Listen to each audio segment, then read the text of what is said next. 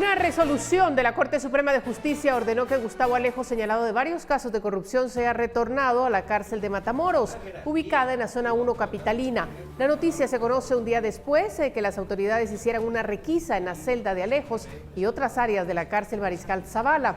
La Fiscalía Especial contra la Impunidad interpuso el recurso legal luego de indicar que la Sala Primera de Femicidio había emitido un fallo ilegal al ordenar que el ex secretario de la Presidencia fuera trasladado de Matamoros a Mariscal Zavala con base a una exhibición personal que se había diligenciado en diciembre del 2016. Usted no tiene ningún interés en cuanto a cesar a determinadas.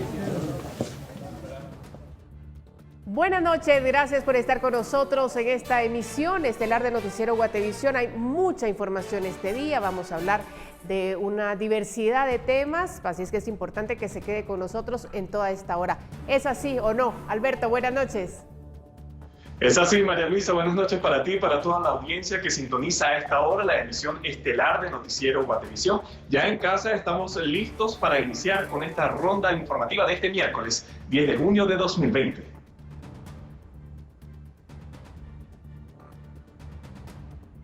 Bueno, y así vamos entonces a las noticias de inmediato. Juntos saldremos adelante. Agencias Guay presentó.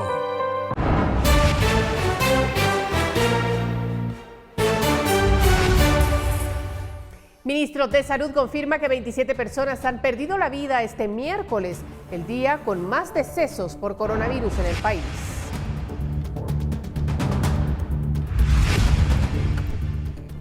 Comisión Presidencial contra el Coronavirus realiza readecuación debido a que los hospitales para atender contagios se encuentran colapsados.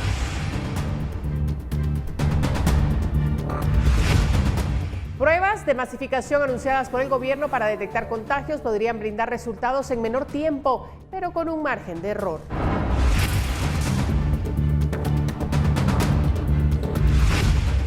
Comisión de Salud recomienda al presidente Yamatei que remueva al ministro de Salud, Hugo Monroy, señalando un mal manejo durante la emergencia.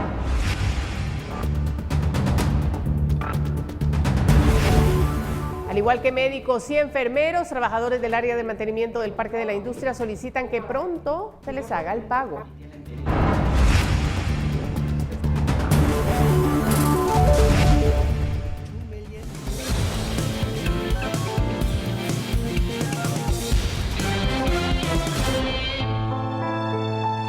Juntos saldremos adelante. Agencias Guay presenta. Mire, este miércoles es el día en el que hasta el momento más defunciones por COVID-19 se han registrado en el país, 27. Además, la estadística guatemalteca suma 355 nuevos contagios. Cerramos con los siguientes datos. 355 casos positivos. De estos, 266 son hombres y 89 mujeres.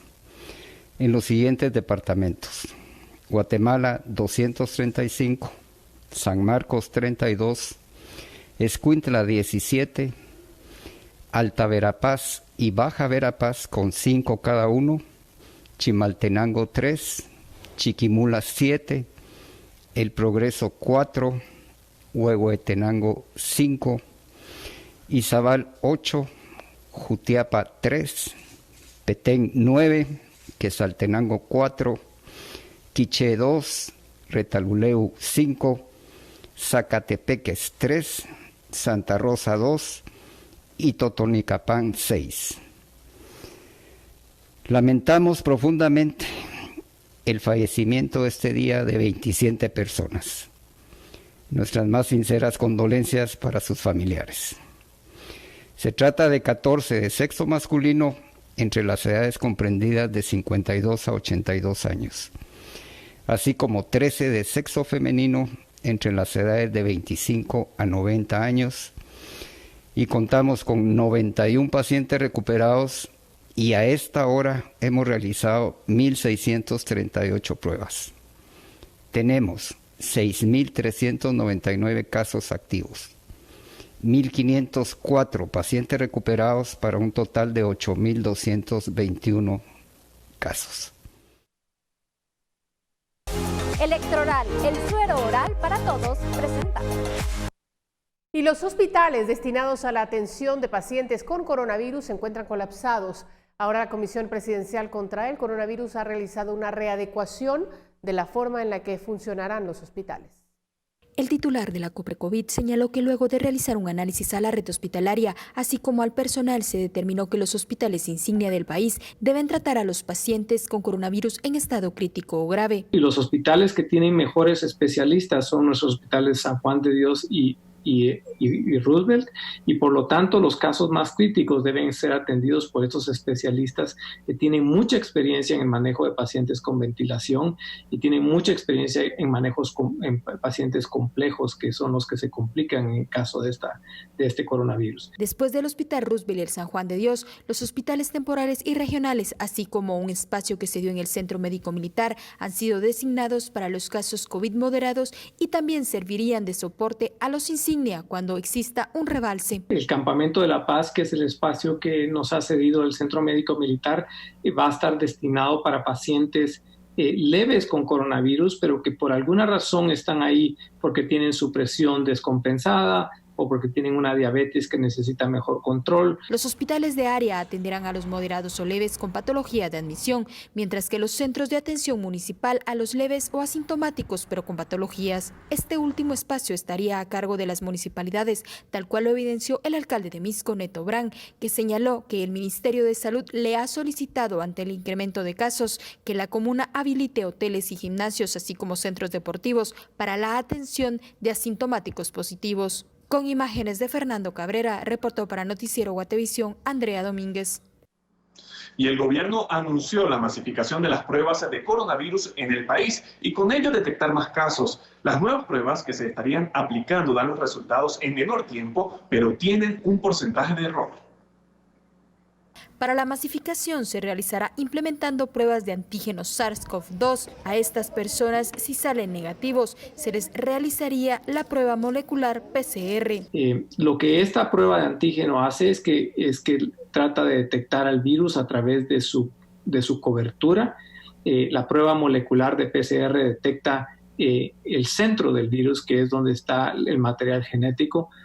Y sí, la prueba de antígeno tiene aproximadamente un 20 a 30% de lo que llamamos falsos negativos, y por eso en el protocolo nacional, cuando hay un paciente sospechoso de coronavirus que tiene síntomas, se le toma la prueba de antígeno. Si esta sale positiva, es un caso confirmado de coronavirus, pero si sale negativa, tiene que mandarse una parte de la muestra que ya fue tomada para hacer la prueba molecular. Para Fundesa, la única forma de saber cuál es la realidad a la que nos enfrentamos radica en realizar más pruebas. Además, son más económicas que las que ellos han donado. Las pruebas PCR son mucho más caras. De hecho, en un laboratorio nacional ya puesto en Guatemala, una prueba PCR puede costar entre 2.700 a 3.000 quetzales. Una prueba de antígenos puede costar 200 quetzales. Puede ayudar a masificar las pruebas, especialmente cuando se trata de sectores de mucha población.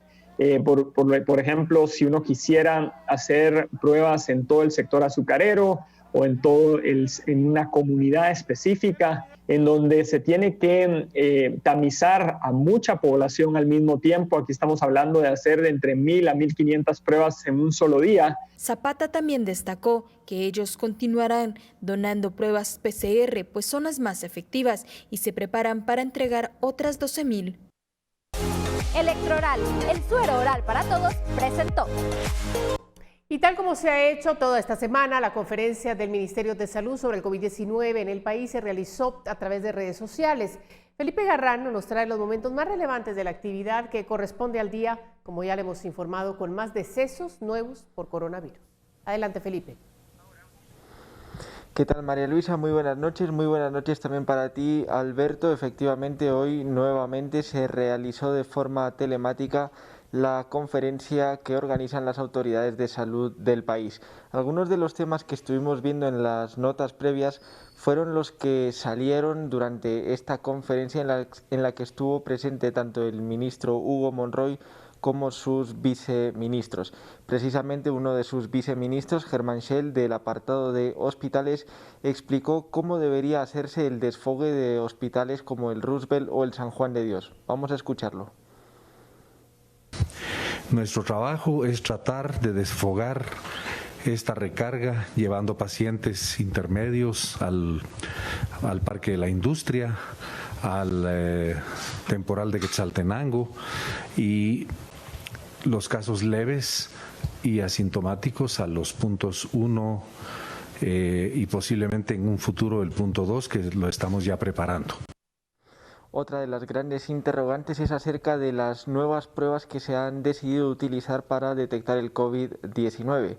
El viceministro de Salud Pública, Miguel Ángel Borrallo, refirió sobre estas nuevas pruebas que, si bien es cierto son de una menor fiabilidad, es más fácil de llevar a una población más extensa. Vamos a escuchar al viceministro. Actualmente, por el curso que está teniendo la enfermedad, necesitamos también diariamente hacer más pruebas. Hemos recurrido, y será lo próximo a realizar, las pruebas de antígeno. Esta es una prueba siempre a través de un hisopado, pero el proceso de elaboración realmente es mucho más corto, es menos complejo. Esta es una prueba que se puede realizar en todos los hospitales. No necesitamos un equipo de laboratorio especial para esta prueba. Durante el día estuvieron circulando unas declaraciones de un médico del Hospital Roosevelt que asegura que dentro de dicho centro de salud podrían habilitarse hasta 500 camas más para recibir pacientes. Esta es la reacción del viceministro Germán Schell sobre dichas declaraciones. Que hayan 500 camas en el Hospital Roosevelt, como podrían haberlas en el Hospital San Juan de Dios también, no implica que podamos nosotros disponer de 500 camas para los pacientes de COVID.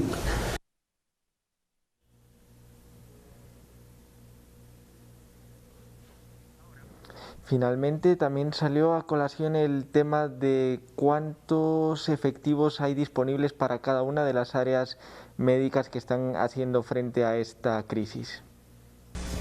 Hemos, en los últimos semanas, hemos incrementado el personal para laboratorio. Se han contratado un mayor número de biólogos, se han contratado también digitadores, con tal de que realmente las trabajadoras virólogas se dediquen exclusivamente a la parte de la evaluación de las pruebas.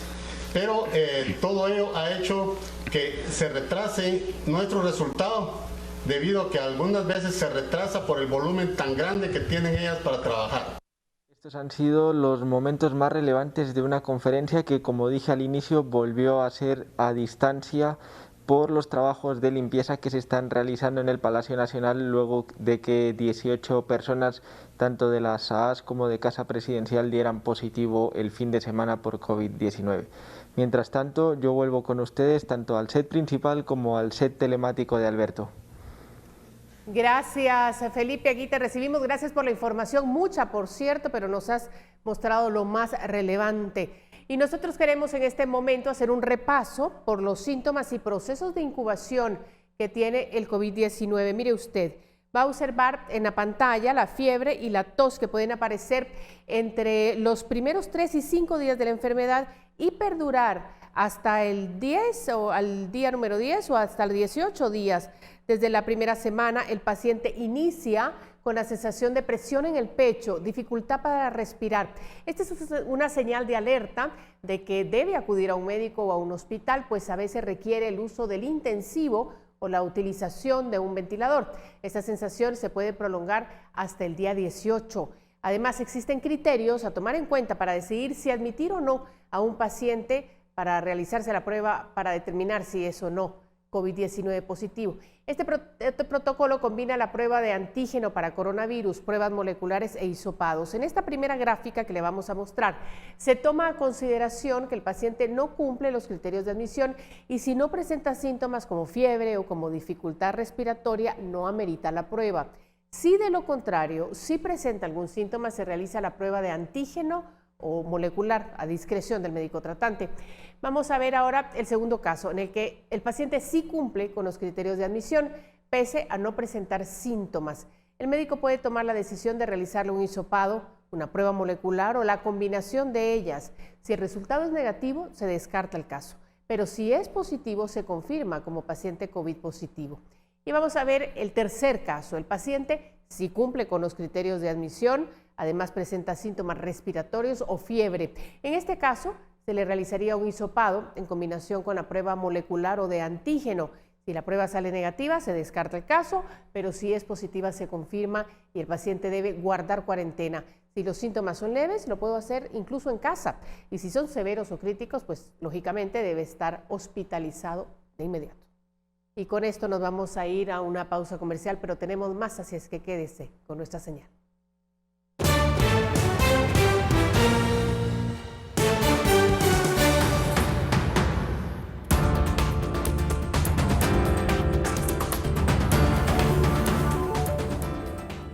La Comisión de Salud recomienda remover al ministro de Salud, Hugo Monroy, señalando un mal manejo durante la emergencia. Con esa información, volvemos.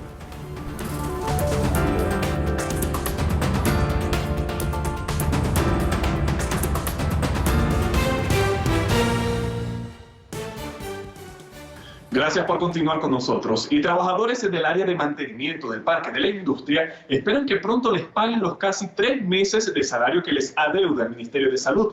Además, que se solucione el problema para ser contratados. En una citación en el Congreso, la directora de Recursos Humanos del Ministerio de Salud, Gladys Galicia, aseguró que se busca una solución legal para la contratación de cerca de 46 trabajadores del área de mantenimiento del Parque de la Industria, además de agilizar el pago de salarios al personal. Posible, bajo acta administrativa, el tiempo que se les adeuda a los colaboradores que han estado en el Parque de la Industria. Y la segunda es hacerle la propuesta al señor ministro que busquemos una alternativa de solución para que ellos puedan continuar trabajando con el parque.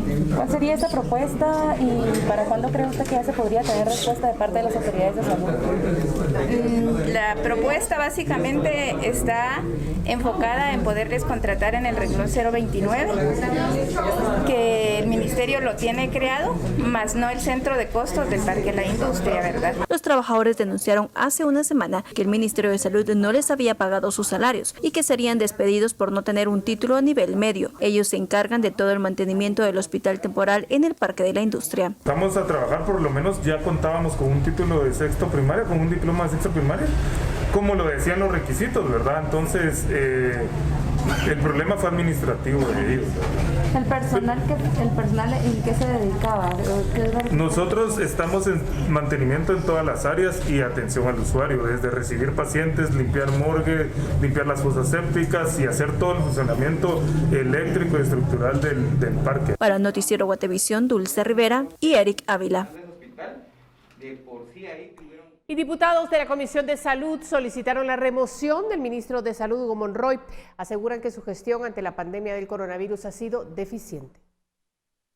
Los diputados que integran la Comisión de Salud del Congreso solicitaron la destitución del ministro de Salud, Hugo Monroy. La recomendación enviada al presidente Yamatei se da luego que los congresistas visitaran hospitales, centros de salud y se reunieran con personal médico. En ese ejercicio detectaron que los hospitales y centros de salud han dejado de atender a pacientes por centrarse en el cuidado de pacientes de COVID-19, pero además hay deficiencias administrativas en la contratación y pago de personal. Es evidente que el ente rector de velar por la salud pública y asistencia social ha presentado deficiencias administrativas, mal manejo de la situación actual y falta de criterio en la toma de decisiones.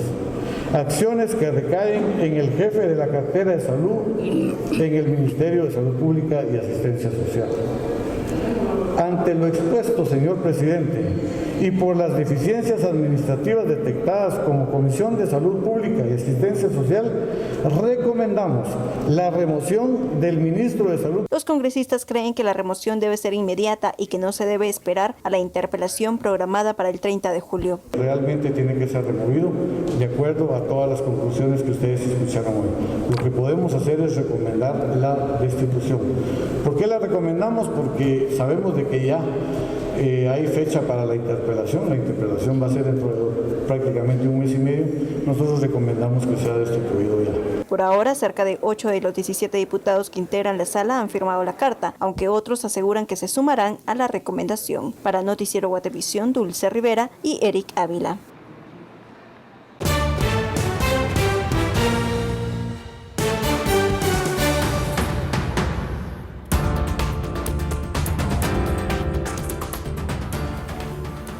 Plaza de la Constitución se convirtió en sitio de homenaje para el guía maya Domingo Chocché, asesinado el fin de semana en San Luis, Petén. Ya volvemos.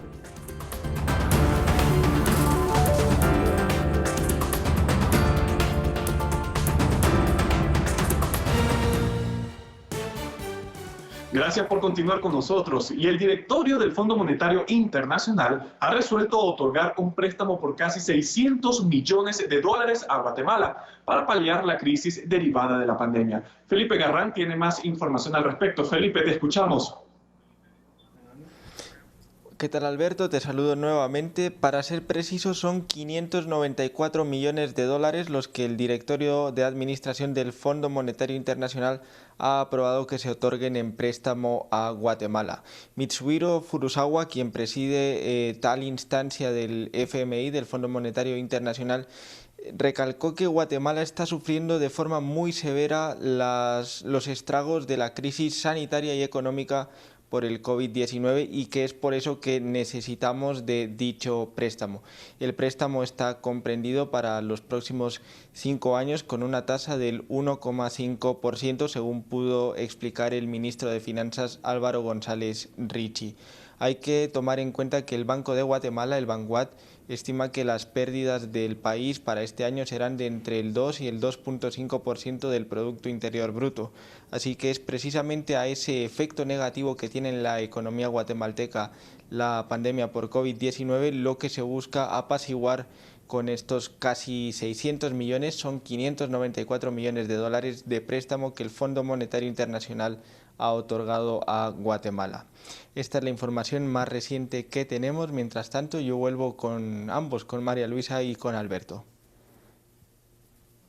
Gracias, Felipe. Nosotros vamos ahora a hablar del tema de la muerte de Domingo Choc, porque el gobernador de Petén se pronunció precisamente tras su fallecimiento, mientras que el Vicariato Apostólico da otra versión de la causa de los hechos. Este miércoles se llevó a cabo una ceremonia en la Plaza de la Constitución en la que rindieron tributo a la memoria del guía espiritual Domingo Choc, quien murió de forma violenta recientemente en Petén. La actividad se realizó en el altar de las niñas del Hogar Seguro y busca sensibilizar a la población sobre lo ocurrido. El gobernador de Petén indicó que luego del incidente se movilizaron fuerzas de seguridad y del Ministerio Público, a quienes se les impidió el ingreso a la comunidad Chimay en San Benito por personas que se aglomeraron en la ruta, por lo que se levantó un acta y se regresó después. Se arma un equipo de ingreso conformado por las distintas fuerzas de seguridad, tanto el Ejército como la Policía Nacional Civil, y de mi parte pues me contacto con líderes de 2 comunidades, de Chimay y una comunidad antes, Chinchilá, donde les hago ver la situación y les pido que por favor nos apoyen permitiendo el ingreso a la recuperación del cadáver de esta persona, y los hago a ellos responsables de cualquier acto que se diera en el momento de esta operación. El gobernador habló con uno de los autores del hecho, quien confesó que le había rociado gasolina, pero no que había encendido el fósforo, aunque en imágenes grabadas muestran lo contrario. Él indicó que realmente lo que sucedió fue que él estuvo acompañando a su papá en el hospital y su papá empezó a mencionar y empezó a culparlo a la persona que fue linchada de que era responsable de lo que él le estaba pasando. Supuestamente lo había embrujado por una situación de unos terrenos de los cuales ellos son vecinos. Entonces el hijo afirmó en su momento y reconoció que él había rociado de combustible al hoy fallecido. En ese momento él indicó que él no le había prendido fuego, pero al observar los videos sí se observa que es él quien le echa fuego luego de rociarle combustible. El Vicariato Apostólico de Petén también se pronunció mediante un comunicado con la versión de los hechos compartida en una reunión de catecistas en la comunidad Chimaí, indicando que la muerte de don Domingo no fue un problema de ninguna de las iglesias y tampoco un problema comunitario, sino de dos familias. Mire, es que se queda uno sin palabras ante situaciones como estas, no se puede permitir ese tipo de violencia. Pero bueno, nosotros vamos a hacer una pausa a la información, nos retiramos junto a Alberto Toro y a todo el equipo un momento porque vamos a dar paso a Razón de Estado, pero regresamos después con más.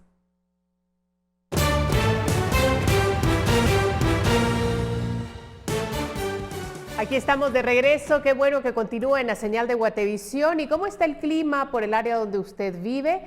Bueno, qué mejor momento para recibir a Pamela Valdés, que nos tiene el pronóstico. ¿Qué tal están? Muy buenas noches, qué gusto poderles acompañar. Es momento de compartirles las condiciones del clima para las próximas horas en los diferentes departamentos del país, también para mañana, para que usted se empiece a preparar. Iniciamos con información, con esta imagen satelital, como ustedes pueden observar, continuamos con probabilidad de lluvias, principalmente en la zona de la cadena volcánica, los departamentos ubicados en la franja transversal del norte. Cabe resaltar que aún estamos en temporada de lluvias, por lo que se podrían seguir presentando lluvias y actividad eléctrica y caída de granizo en algunos puntos de la ciudad. Para esta noche tendremos condiciones de cielos parcialmente nublados, sin descartar la probabilidad de lloviznas, especialmente en la franja transversal del norte, como les comentaba, en la meseta central, zona de la cadena volcánica, los departamentos ubicados en la costa sur. Y les damos a conocer a continuación las condiciones para mañana a través de esta gráfica del territorio nacional para que usted se empiece a preparar, y tendremos tormentas eléctricas en la mayor parte del territorio nacional. Para el departamento de Petén, especialmente los departamentos ubicados en el oriente, tendremos totalmente nublados, sin descartar la probabilidad de lluvias en horas de la tarde y parte de la noche. Las condiciones a continuación en los próximos días en la ciudad capital: se esperan tormentas eléctricas para el jueves, el viernes y para el sábado, principalmente lluvias, y las temperaturas máximas se estarán registrando entre los 23 y 24 grados centígrados. Y por último les compartimos la salida del sol, y lo esperamos mañana a las 5:33 de la mañana y se ocultará a las 6:31 de la tarde. Hasta aquí yo con la información del clima. Que tengan una excelente noche. Regreso con ustedes al set. Gracias, Pamela. Nosotros vamos a continuar hablando de cómo entre los sectores más afectados por la crisis se encuentra el de las fábricas o maquilas, al no poder operar con normalidad por las restricciones de distanciamiento. Sin embargo, han implementado un protocolo para operar y cuidar la salud de los empleados. En Guatemala hay 220 fábricas de confección. De esas, están cerradas alrededor de 60 por la emergencia del COVID-19. Según Alejandro Ceballos, presidente de Vestex, el sector ha tenido una baja de $90 millones debido a que su producción depende del mercado americano, y con las restricciones se cayeron las ventas o se reprogramaron los pedidos.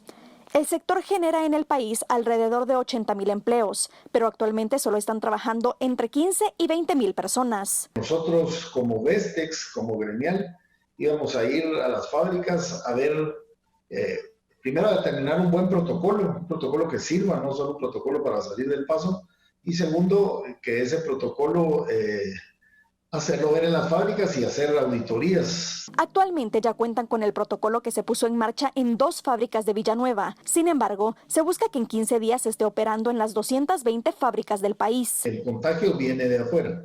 Entonces, lo más importante, lo primero es el transporte. O sea, buses, gente intercalada, todos con mascarilla y con careta para evitar el contagio. Luego, las entradas a las fábricas, que fue donde tuvimos el mayor problema, porque todo el mundo, en palabras del presidente, se apuñuscaba en la entrada para entrar a la misma hora.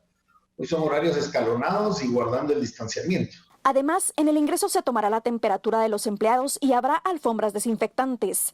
En el caso del área de trabajo, se desinfectará el área al inicio y final de la jornada laboral. El uso de mascarilla es obligatorio y habrá distanciamiento de 1.5 metros entre cada estación. Para el funcionamiento de las fábricas, se implementará la división de espacios con acrílicos, se facilitará el trabajo en casa para la administración y se desinfectarán las herramientas antes y después de cada uso. En cada fábrica o maquila se instalará un comité de salud y se evaluará por medio de reportes el estado de salud de los colaboradores y sus familias. Ceballos Ceballos mencionó que podrían llegar a recuperarse hasta en diciembre del 2021, pues los próximos meses no serán buenos. Para Noticiero Guatevisión, Paula Osaeta. Y una semana después de haberse recuperado el primer paciente de coronavirus en Chantla, Huehuetenango, los vecinos parecen haber vuelto a la normalidad, pues se observan aglomeraciones en calles y zonas de comercio, algo que para las autoridades de salud es un riesgo. Para los vecinos en Chantla, el haber recuperado al paciente positivo ha sido suficiente para regresar a una normalidad, un tema preocupante, pues de no mantener las medidas sanitarias puede haber nuevos contagios. Que las personas no guardan el distanciamiento, las personas también pues realizan sus actividades, pero la realizan como que aquí no pasa nada, o sea, no miro a pacientes tirados en la calle, entonces seguimos pues como que esto es parte normal de la vida. Autoridades de salud aseguran que se han cumplido los protocolos de seguridad, pero esto no ha sido suficiente. Por eso hacen un llamado a la población a no bajar la guardia, pues el COVID-19 en cualquier momento puede dejar un nuevo caso. Son apariencias, pero yo pienso que nuestra población también aquí en Chantla pues no ha caído en ataques de pánico, que sería lo peor que nos pudiera ocurrir porque nos bajan nuestras defensas. Entonces, aparentemente todo está bien y verdaderamente es felicitar a la población de Chantla porque sí ha tomado en seriedad esta enfermedad. En este municipio se hicieron 15 hisopados y todos dieron negativo. Para las autoridades es importante que los vecinos de Chantla comprendan que no pueden volver a la normalidad y que se deben mantener las medidas sanitarias. Esto para prevenir nuevos casos de coronavirus en este municipio. Desde Huehuetenango reporta May Castillo, Noticiero Guatevisión. Y en más información, el acuerdo migratorio entre Estados Unidos y Guatemala, llamado de Tercer País Seguro, se ha ganado una nueva voz crítica. Se trata de la Universidad de Georgetown, cuyo Instituto de Derechos Humanos publicó un informe que lo cataloga como callejón sin salida en contra de los migrantes. Un callejón sin salida. Así cataloga la Universidad de Georgetown en Washington, D.C., Estados Unidos, el acuerdo migratorio firmado hace un año por el gobierno de Jimmy Morales entre Guatemala y el país norteamericano. Según este, los solicitantes de asilo que lleguen a territorio estadounidense desde principalmente El Salvador y Honduras deben ser retornados a Guatemala para guardar allí su espera, en una figura que, si bien no es catalogada como tal, equivale a la de Tercer País Seguro. El Instituto de Derechos Humanos de la mencionada universidad explica que muchos de los retornados son enviados a Guatemala sin información sobre por qué su terminal de destino es el Aeropuerto Internacional La Aurora. El informe denuncia sobre todo que los demandantes de asilo no tienen siquiera acceso a un abogado y que los 932 centroamericanos que han sido trasladados a Guatemala bajo este acuerdo, el cual se congeló temporalmente como consecuencia de la crisis sanitaria por la pandemia del COVID-19, han sido sometidos a un proceso en el que sus derechos humanos se ven violados y ningún Estado los resguarda. Una de las académicas que participó en la elaboración del estudio, Justine Tixon, explica que no todos los solicitantes de asilo lo hacen por motivos económicos, o sea, en busca de una mejora de ingresos, sino que el hambre o la violencia de los países del Triángulo Norte los empujan a tomar ese camino hacia el norte. Informó para Noticiero Guatevisión Felipe Garrano. Ahora veamos qué ocurre en el mundo, y es que la Organización para la Cooperación y el Desarrollo Económico prevé una recesión mundial de 6% para 2020 si la pandemia de COVID-19 permanece bajo control y de 7,6% en caso de segunda ola, de acuerdo con las perspectivas económicas publicadas este miércoles. Para 2021, la organización anticipa un fuerte rebote en el primer caso con un crecimiento de 5,2% que se verá limitado al 2,8% si se produce una segunda ola de la pandemia. Bloomberg, who's asking for a comment on the different. Y una estatua de Cristóbal Colón amaneció el miércoles decapitada en Boston. El monumento es la más reciente víctima del movimiento que exige la retirada de estatuas que simbolizan el racismo, reactivado por las marchas tras la muerte de George Floyd. La policía fue alertada de la decapitación, pero por ahora no hay arrestos. Colón, presentado durante siglos como el descubridor de América, ahora es considerado por algunos como uno de los responsables del genocidio de indígenas.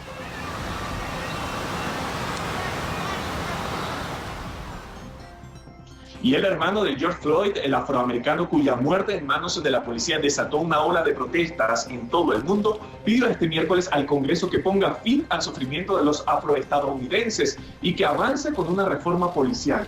Esto ocurre 2 días después de que los demócratas anunciaron un proyecto de ley para reformar la cultura dentro de la policía y de esta forma terminar con los casos de brutalidad y de racismo.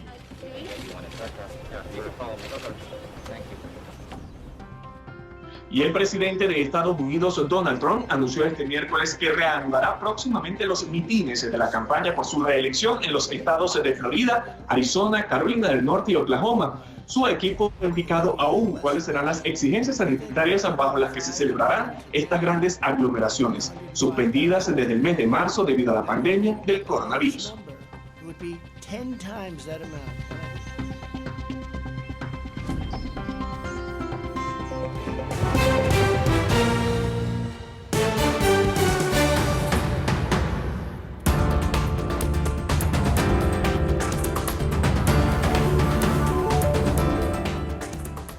Médicos se ofrecen como voluntarios para atender a pacientes en estado crítico por coronavirus. Esto y más al volver.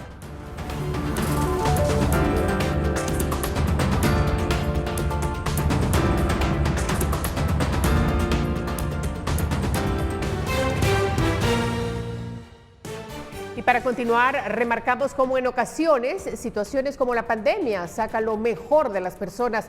En este caso, un llamado a la vocación de los médicos. 17 intensivistas se ofrecieron como voluntarios para atender pacientes en estado crítico en el Hospital Temporal del Parque de la Industria.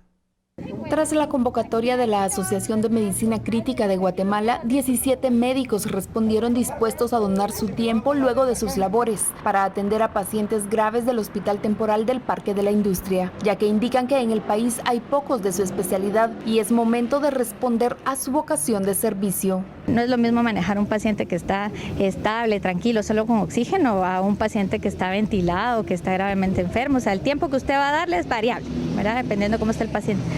Pero pues lo que sí sabemos hasta el momento es que el doctor hizo la propuesta, se la hizo al ministro, el ministro está de acuerdo, están la verdad es que bastante contentos de que nosotros podamos ir a apoyar. En Guatemala vemos alrededor de 28 médicos intensivistas inscritos en la asociación y estos 17 se hicieron presentes para ir a participar en el voluntariado. Los horarios aún no se han definido, pero aseguran que podrían empezar desde este jueves.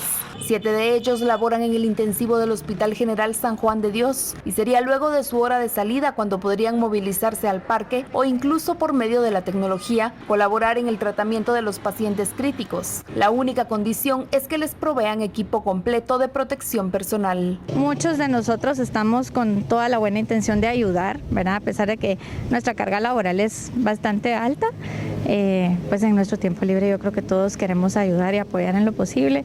Obviamente todos tenemos miedo porque en definitiva ya vio cómo están a nivel mundial, ha habido muerte de personal de salud también bastante grande, pero pues primero Dios, todo bien. La mayoría de familiares de los médicos que se ofrecen como voluntarios están preocupados por esta decisión, pero es algo que aseguran es su deber en estas circunstancias. Desde que nosotros ingresamos a la Facultad de Ciencias Médicas, sobre todo a la Universidad de San Carlos, pues nosotros sabemos que en más de algún momento nos vamos a enfrentar hacia un problema grave.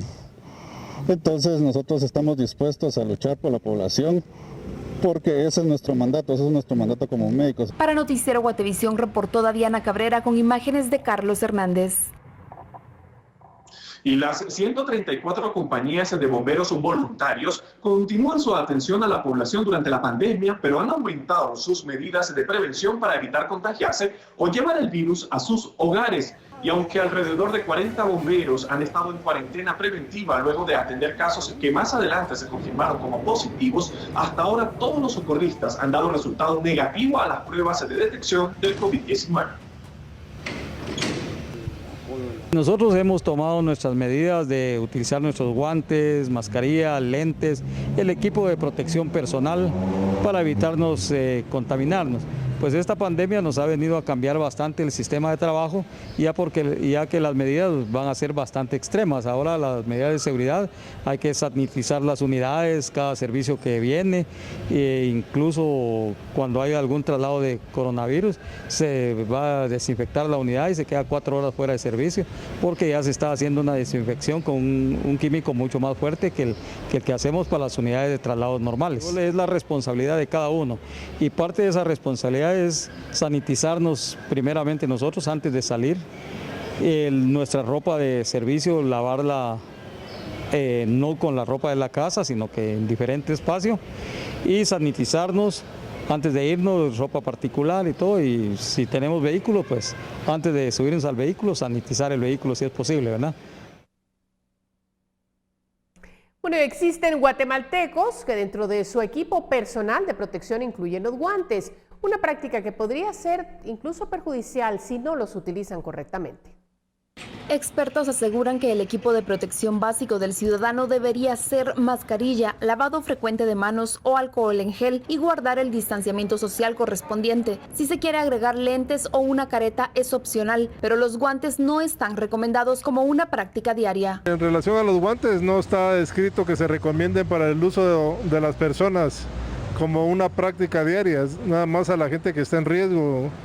Entiéndase, la gente que trabaja en los hospitales, el personal de salud, la gente que trabaja en bancos también tocando moneda o billetes, pero para el ciudadano en sí no se recomienda el uso de guantes. El uso de guantes para tratar de evitar el contagio con coronavirus podría tener el efecto contrario, lo que se conoce como contaminación cruzada. Si nosotros venimos y eso lo tratamos de extrapolar a la vida diaria, esos guantes no es que entremos al súper, yo toco algo y después me los quito y me lavo las manos y me pongo otro par y después me los quito y me pongo otro par. Eso no es factible. Entonces, si los guantes no se acompañan de un uso particular, o sea que te dicen para un fin en particular y después se descarten de inmediato y se laven las manos o te dicen un gel a base de alcohol para desinfectárselas, no cumplen un propósito. Diría uno, pues bueno, al final, ¿qué puede pasar con cargar unos guantes que muchas veces pues, me da una falsa sensación de seguridad? Entonces yo pienso que como tengo los guantes, pues ya puedo tocar cualquier cosa. El experto indicó que los guantes pueden ser un foco de contaminación a través de superficies, llevando el virus de un lugar a otro. No se ha demostrado que esa práctica defienda contra el coronavirus. El coronavirus la práctica de utilizar guantes por parte del ciudadano no se ha visto justificada, más bien aumentan los desechos hospitalarios de manera innecesaria y son reservorios de infecciones. El COVID-19 se expande a través de gotas respiratorias que una persona contagiada expulsa cuando tose, estornuda o habla. Así que al tocar superficies contaminadas con los guantes y después tocarse la cara, de nada sirve llevarlos puestos. Con imágenes de Noé Medina, reportó para Noticiero Guatevisión, Dadiana Cabrera. Y la Avenida Bolívar es una de las calles más antiguas de la ciudad, una importante vía de comunicación del centro al sur, que ahora también se ha visto afectada por la pandemia. Muchos de los tradicionales locales de este lugar se han innovado. Veamos de qué se trata. Las ventas de muebles, vestidos de novia, así como ferreterías, forman parte del panorama que le da la vida a la Avenida Bolívar. Pero acá sus comerciantes también han tenido que reinventarse. Tal es el caso de Muebles La Favorita, que se encuentra al inicio de la avenida, donde laboran 8 personas, dentro de ellas Edwin Sánchez, un salvadoreño que lleva 15 años de vivir en Guatemala. Tampoco difícil porque se bajó la venta con esto de la pandemia que está. Entonces, si lo que más así hemos estado vendiendo, pero ha bajado, son colchonetas, literas que la gente viene a brindar para las ayudas de otras personas que están pasando crisis ahorita. Se logra vender antes, pero ahorita ha bajado bastante por esto de la pandemia.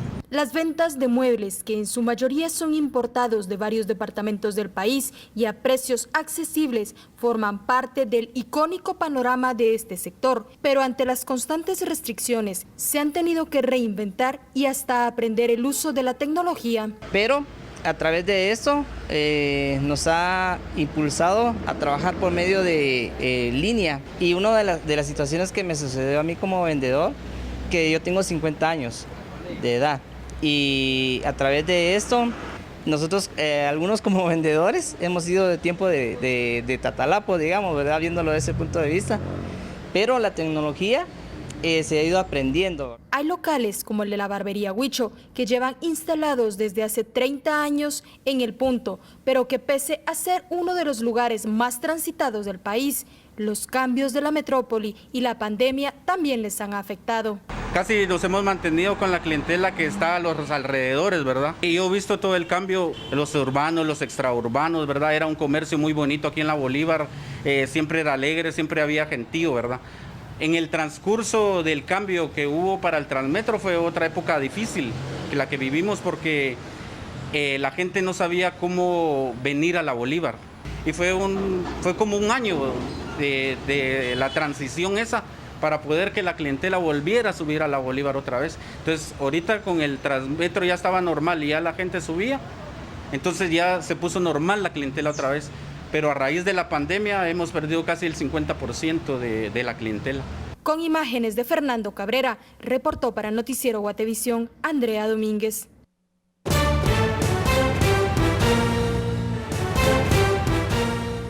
Gracias por continuar con nosotros. Empresarios mazatecos llevan a cabo la construcción de una cápsula aislante para el traslado de pacientes sospechosos de COVID-19 y esperan terminarla el próximo sábado y donarla a los bomberos voluntarios de Mazatenango. La iniciativa surge ante el riesgo que corren los bomberos al trasladar pacientes sospechosos de coronavirus, por lo que se espera dotar de esta unidad a la 6ª compañía de Mazatenango. Es una cápsula aislante que va a servir para protección, ya sea los bomberos que lleven al infectado, ¿no? Y no haya mucho contacto, para que no terminen enfermos nuestros amigos bomberos. Durante 15 días se ha trabajado en la elaboración de la cápsula y tanto materiales como mano de obra han sido donados por los empresarios. El joven Mauricio se abocó a nosotros para que pudiéramos aportar lo que es la mano de obra. Llevamos aproximadamente 15 días elaborando la cápsula. Hemos tenido algunos inconvenientes en cuanto al sellado de la misma, pero pues preveemos entregarla pues próximamente este sábado. A la fecha, Suchitepeque reporta 90 casos de coronavirus, por lo que cuerpos de socorro de todo el departamento han reforzado sus protocolos para proteger a su personal. Para Noticiero Guatevisión, Marvin Tunches. Y se acerca una subasta de arte en la cual participan artistas nacionales e internacionales. El objetivo es ayudar a una institución que ofrece educación especial. Conozcamos los detalles del evento con Fátima Herrera.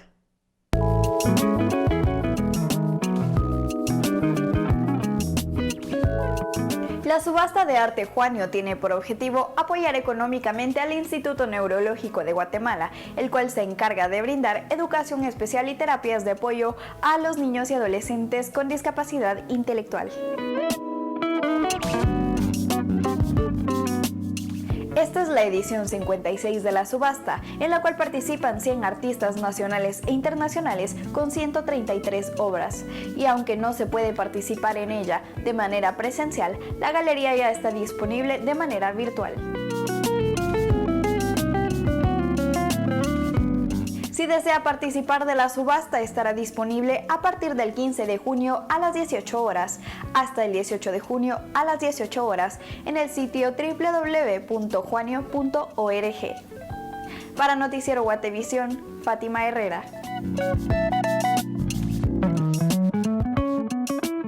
Gracias, Fátima, por tu reporte y vamos a concluir precisamente con eso esta noche, agradeciendo a todos ustedes que nos hayan acompañado. Alberto, buenas noches.